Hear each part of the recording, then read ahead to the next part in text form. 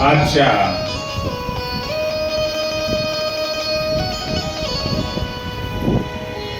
श्रीमद भगवद्गीतेच्या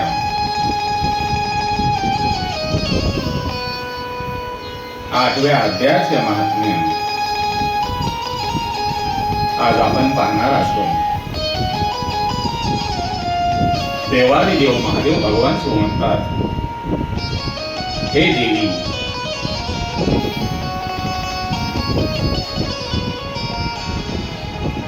आता मी तुला 8व्या अध्यायाचे महात्म्य सांगणार असून ते महात्म्य ऐकून तुझे मन प्रसन्न होईल. तेव्हा भगवान शिवशंकर म्हणतात, हे पार्वती,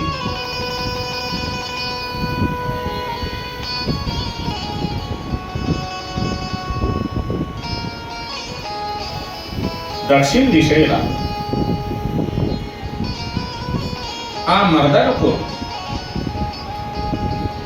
दक्षिण दिशेला मर्दनपूर नावाचे एक प्रसिद्ध नगर होते.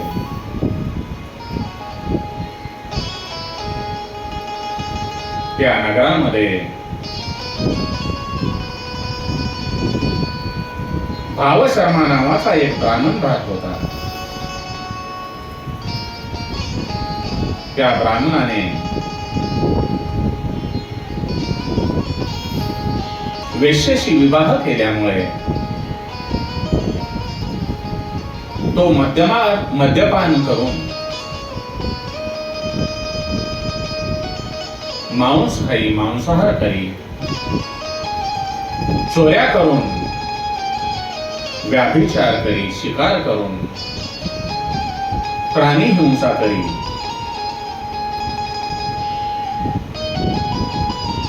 त्याचा स्वभाव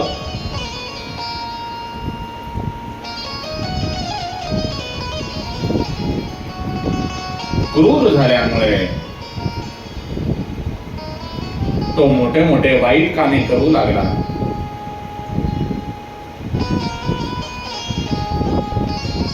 एक दिवस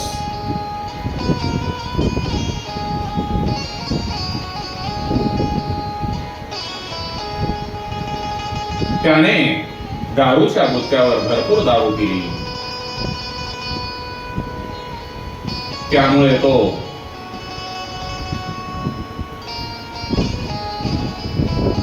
अजीर्ण होऊन मरण पावला.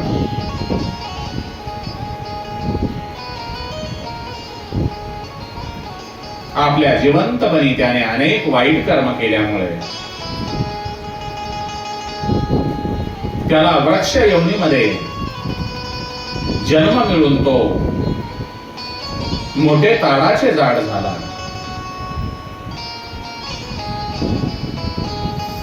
त्या झाडाच्या दाट व थंड सावलीत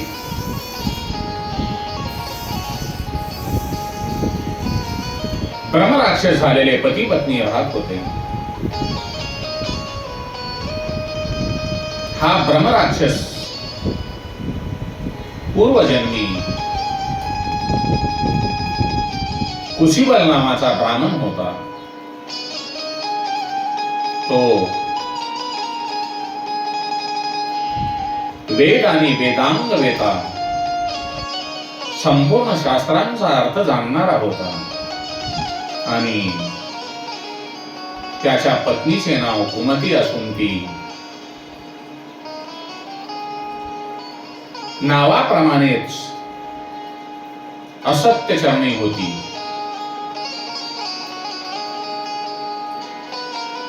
तो ब्राह्मण विद्वान असला तरीही लोभी असल्यामुळे यजमानांनी दिलेली म्हैस, घोडे, सोने इत्यादी मोठी दाने घे. पण दान स्वीकारल्यानंतर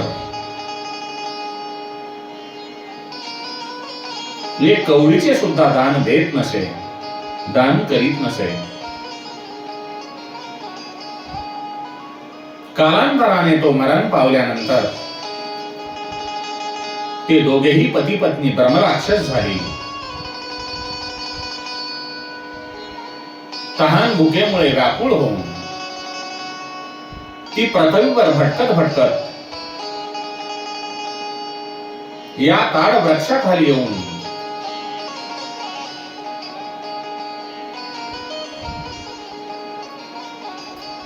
तेथेच विश्रांती घेऊन राहू लागली. एके दिवशी त्या ब्रह्मराक्षसाने पत्नीला विचारले,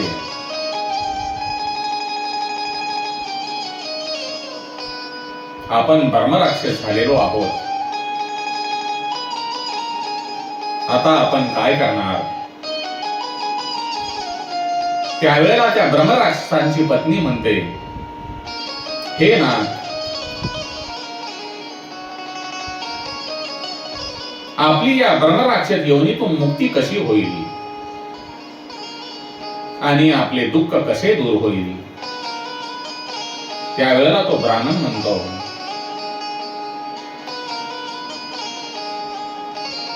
ब्रह्मविद्येचा उपदेश, अध्यात्म तत्वांचा विचार आणि दानाचे, ब्रह्मविद्येचा उपदेश, अध्यात्म तत्वांचा विचार आणि कर्माचे ज्ञान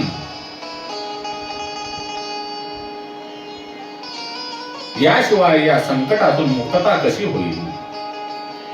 त्यावेळेला त्या ब्राह्मणांची पत्नी म्हणते,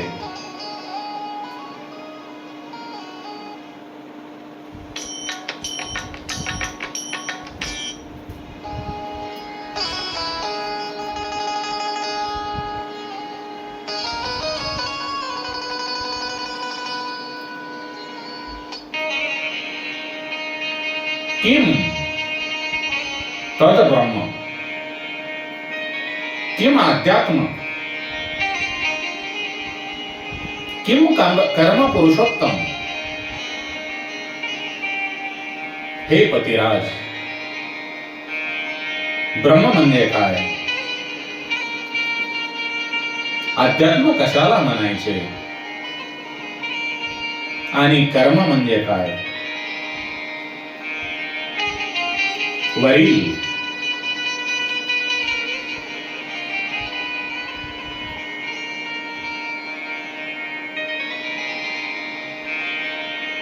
किम तद ब्रह्म, किम अध्यात्म, किम कर्म पुरुषोत्तम, हे जे संस्कृत वाक्य आहे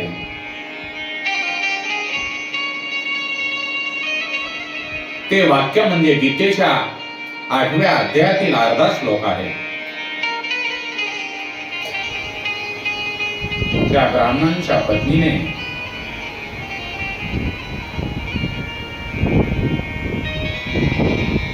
त्या वाक्याचा उच्चार करताच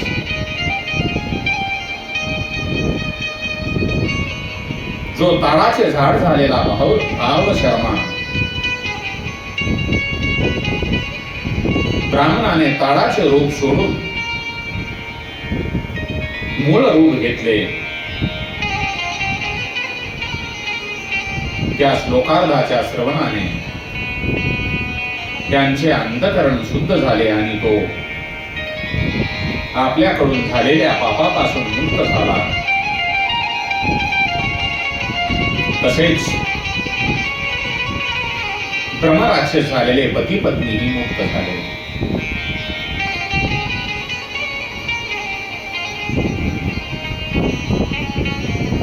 त्याच्या तोंडून सुदैवानेच हा अर्धा श्लोक बाहेर पडला होता.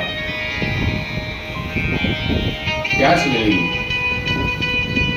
आकाशातून एक दिव्य विमान आले आणि ते दोघेही त्या विमानात बसून स्वर्गलोकाला गेले.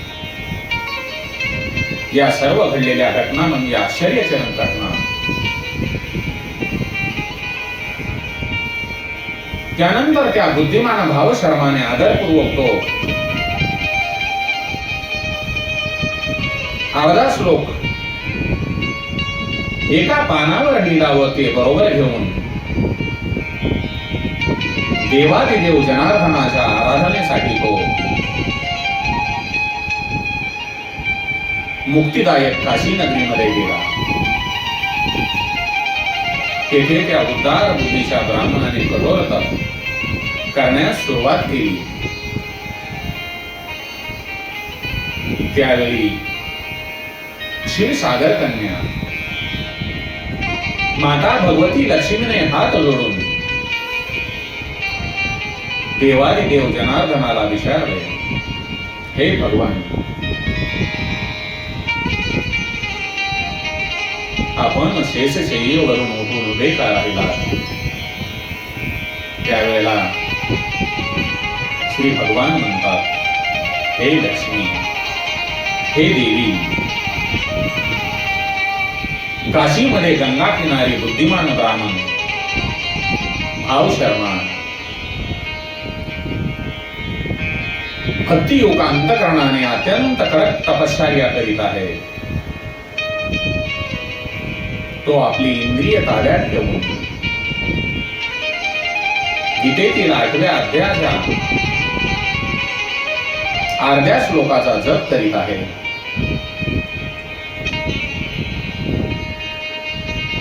मी त्याच्या तपश्चर्येवर अत्यंत संतुष्ट झालो आहे. बराच वेळ मी त्याच्या तपश्चर्येच्या अनुरूप फळ देण्याचा विचार करीत होतो. भगवान श्रीहरी म्हणतात, नारायण म्हणतात, हे प्रिये, हे लक्ष्मी, यावेळी मी ते फळ द्यायला उत्कंठित झालो आहे.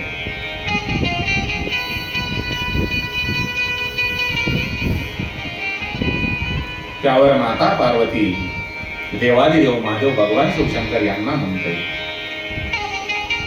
हे भोलेनाथ, मग श्रीहरींनी प्रसन्न होऊन भगवत माता पार्वती म्हणते, हे भोलेनाथ, श्रीहरी नारायण यांनी प्रसन्न होऊन भगवत भक्त भाव शर्मांना कोणते फळ दिले? त्यावेळेला महादेव म्हणतात, हे देवी, हे पार्वती, श्रेष्ठ ब्राह्मण भाव शर्माला भगवान श्री विष्णूच्या कृपेने मोक्ष प्राप्त झाला व त्याच्याच पुण्याईने त्याच्या वंशातील नरक यातना भोगणाऱ्या पापात्म्यांना त्यांचे पाप नष्ट होऊन भगवत धामाची प्राप्ती झाली. हे देवी, 8व्या अध्यायाच्या जपाचे जे महात्म्य आहे मी तुला थोडक्यात सांगितले आहे. यावर नेहमी विचार करीत राहिले पाहिजे.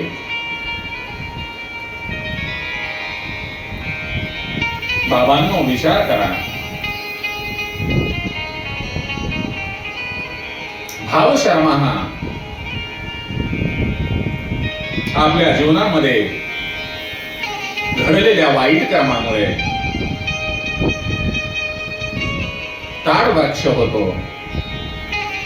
आणि ब्राह्मण पती पत्नी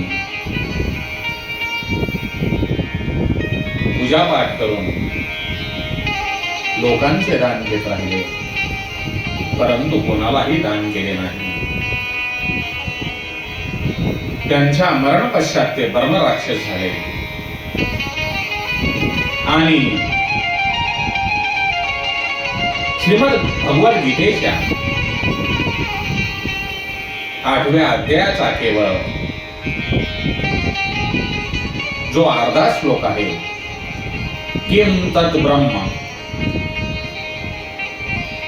किम तत् ब्रह्म, किम अध्यात्म, किम कर्म पुरुषोत्तम,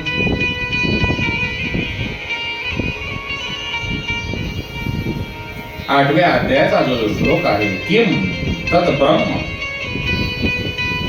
किम अध्यात्म, किम कर्म पुरुषोत्तम,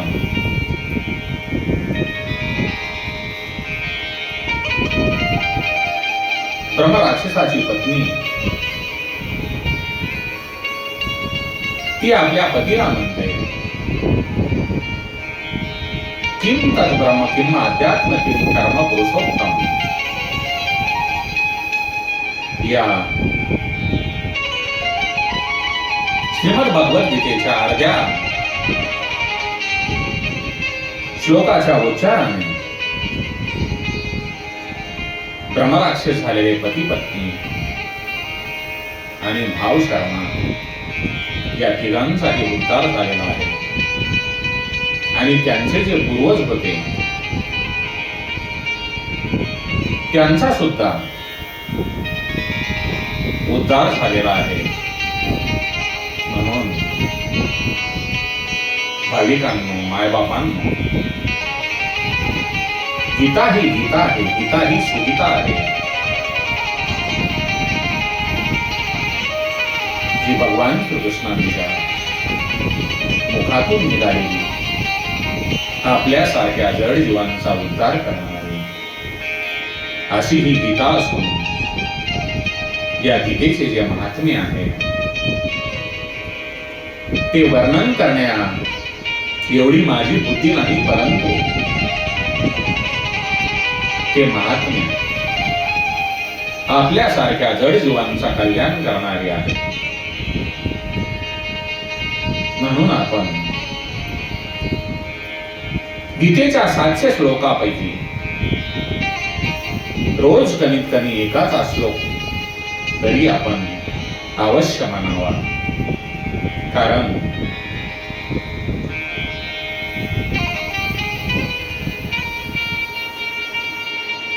आपल्या समोर त्याच्याशिवाय पर्याय नाही